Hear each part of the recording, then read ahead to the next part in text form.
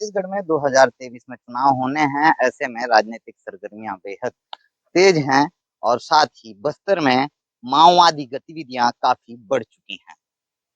माओवादियों द्वारा बस्तर के अलग अलग इलाके में लगातार वारदातों को अंजाम देकर अपनी उपस्थिति का एहसास सरकार और आम लोगों को करवाया जा रहा है। ऐसा ही एक मामला निकलकर सामने आया है। माओवादियों द्वारा रेत खनन करने गए वाहनों में आगजनी की वारदात को अंजाम दिया गया है। क्या है पूरा मामला, जानेंगे आज की इस रिपोर्ट में। नमस्कार, मैं मुकेश चंद्राकर हूं और आप बस्तर जंक्शन देखना शुरू कर चुके हैं। बस्तर जंक्शन में मैं बस्तर की बात करता हूं, बस्तर के हालात की बात करता हूं। अगर आपको बस्तर जंक्शन के जमीनी रिपोर्ट्स पसंद आते हो तो आप हमारे यूट्यूब चैनल बस्तर जंक्शन को सब्सक्राइब कर सकते हैं। बहरहाल, बस्तर के बीजापुर में माओवाद संगठन द्वारा रेत खनन करने गए वाहनों में आगजनी की वारदात को अंजाम दी गई। जैसे ये खबर निकलकर सामने आई, मैं अपने दर्शकों को घटनास्थल की जो जानकारियां हैं, घटनास्थल की जो तस्वीरें हैं, ताजा तस्वीरें हैं, वो दिखाने के लिए घटनास्थल पहुंच चुका हूं। दरअसल नैमेड थाना क्षेत्र के पेद्दा कोडेपाल के नजदीक से होकर बहने वाली नदी माफ कीजिएगा, मिनगाचल नदी, ये वो नदी है, मिनगाचल नदी। यहाँ पे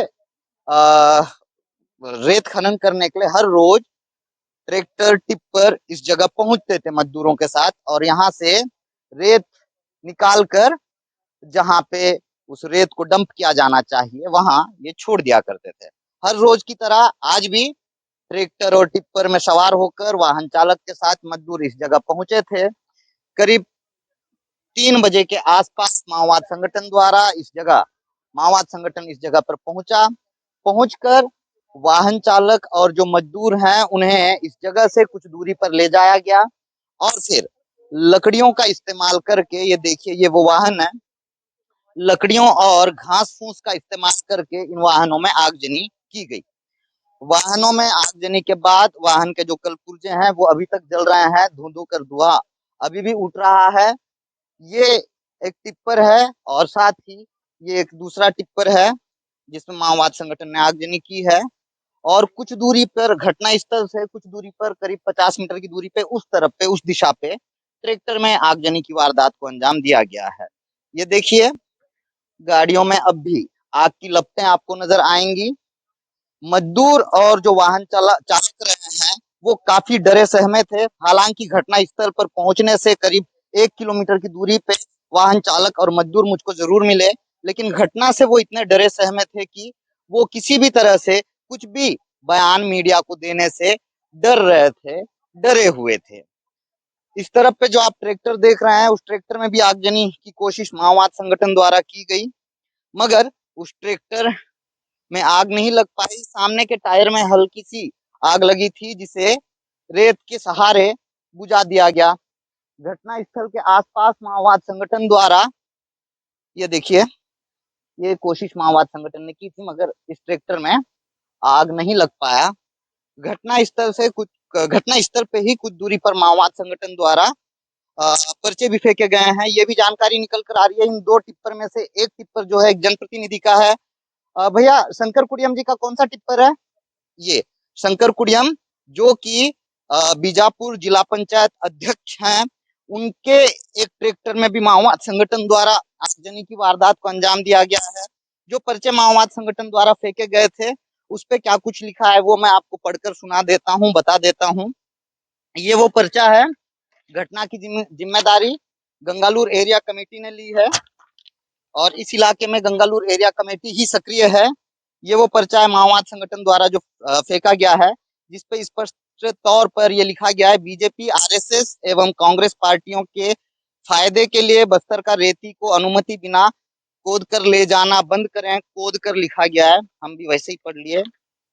पार्टी जनता का अनुमति बिना कोई भी रेती को बेचना नहीं चाहिए।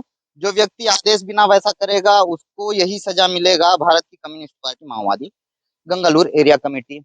यानी कि माओवाद संगठन ये आरोप लगा रहा है कि रेत जो है माओवाद संगठन या फिर आम ग्रामीणों की अनुमति के बिना खनन नहीं की जाए। और साथ ही इस पर्चे के माध्यम से माओवाद संगठन ने इस बात की धमकी भी दी है कि जो भी माओवाद संगठन या फिर आम जनता की अनुमति के बिना इस तरह से रेत का खनन करेगा, उनके वाहनों का यही हश्र होगा, यही हाल होगा।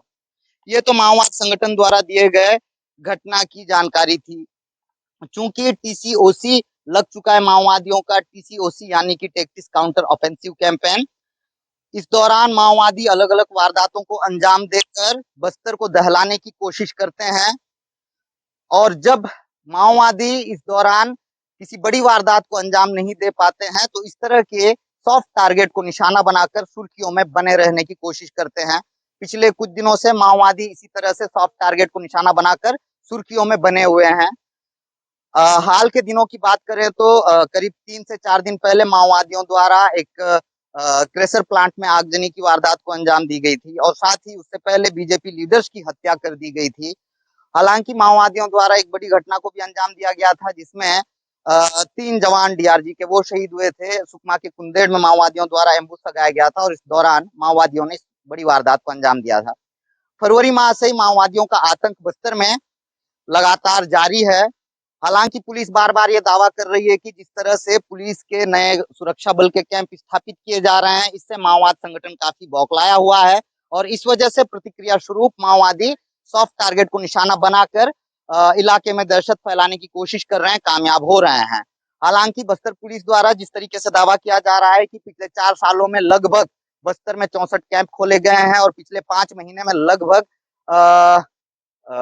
24-25 कैंप खोले गए हैं, तो इस वजह से माओवादी इस तरह की प्रतिक्रियाओं को अंजाम दे रहे हैं। बड़ा सवाल यह है कि बस्तर पुलिस बार बार ये दावा कर रही है, सरकार ये दावा कर रही है कि माओवादी कमजोर हो चुके हैं। अगर माओवादी कमजोर हो चुके हैं तो आपके कैंप और आपके थानों से महज कुछ दूरी पे माओवादी इस तरह की वारदातों को अंजाम देकर, दिन दहाड़े इस तरह की वारदातों को अंजाम देकर किस तरह से बड़ी आसानी से जंगल का सहारा लेकर भाग खड़े हो रहे हैं। ऐसे में जो बस्तरवासी हैं या फिर वारदात या घटना स्थल के नजदीक के जो लोग हैं, उनके मन में माओवाद संगठन को लेकर कहीं ना कहीं एक डर, एक खौफ हमेशा बना रहेगा। उनके अंदर सुरक्षा का माहौल निर्मित नहीं हो पाएगा, सुरक्षा का भाव निर्मित नहीं हो पाएगा।